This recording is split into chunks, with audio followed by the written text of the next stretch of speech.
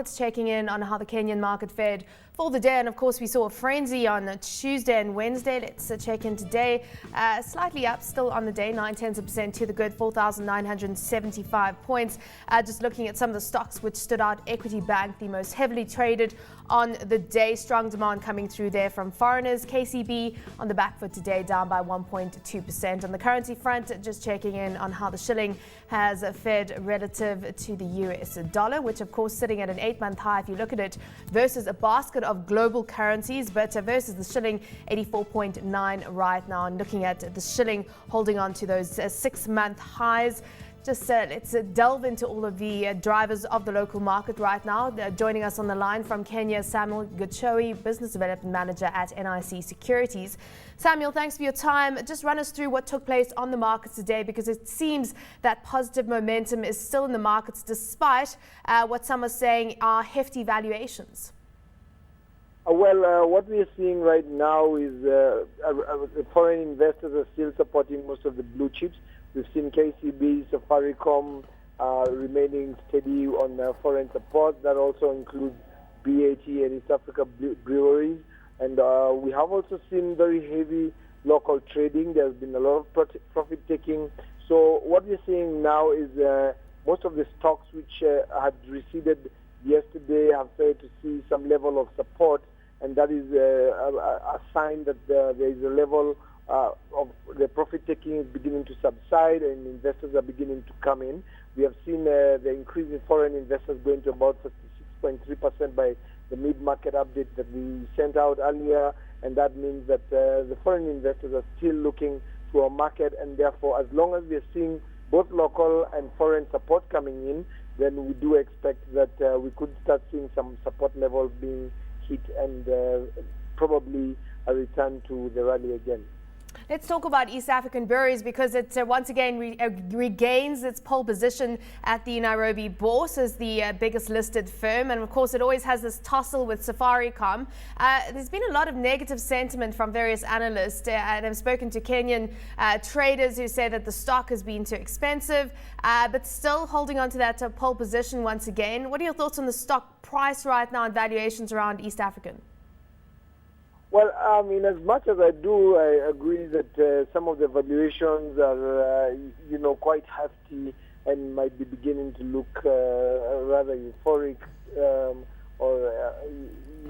The fact is that we are still seeing that there is a very strong positive sentiment coming onto our market, especially now that we've successfully, completed the election issues and the political risk has subsided. And so I think that means that the blue chips are going to get, foreigners are seeing less risk out here than they're seeing on their markets, and I think that's what's pushing the blue chips. They feel better just holding some of those huge dividend pairs like East Africa breweries rather than, going to the markets, and therefore we are still seeing some support there. Yeah. And I think that's one of the reasons that we are seeing the likes of EABL and BAT still doing very well. But if you just look at movements today, the likes of the cement makers on the back foot, Bamburi down over 6%, Ati River Mining, or ARM Cement as we now call it, down 3.6%. So both of those stocks are losing ground.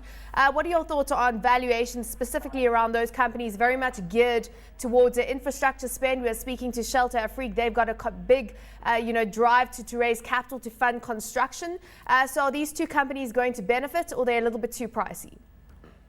Well, they would definitely benefit, and I'm seeing a lot of, the county governments kicking in, beginning to raise money with county bonds, which will revive that market, because we had seen that die in the past because there was a lot of defaults on municipal bonds. But I think that now there is that possibility of reviving county bonds, and they will use those for infrastructure. And I believe that that's going to actually benefit the cement companies. There'll be competition over there.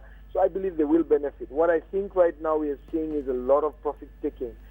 Most of these cement companies have seen very huge growth. Most of the companies on the bourse have actually seen very high growth in the last 1 year. And I think that it's really a profit-taking issue. And once the profit-taking is done and we see, the slight corrections that come with that, then we could see support levels and begin seeing now the market begin to factor in the expected growth going forward. Let's look at the oil marketers. I mean, Total Kenya is sitting just above 15 shillings and Kenyan sitting at 15.50. And of course, we know that they've both posted, bad results. Of course, Total sitting at that loss-making position. But overall, I mean, these were companies that were doing pretty well a while back, and it seems that fortunes have turned. Would you be investing in them right now, given the fact that they have been sold off recently? Well, for example, with Kenyan or Kobil, I think, when it hits the levels of 10 shillings, of course, we've seen a slight change in the direction of that stock. But that means that they usually come up with these profit warnings, and then the next time, once fuel prices have stabilized, they make good profits. And I think that they are very good for speculative investment.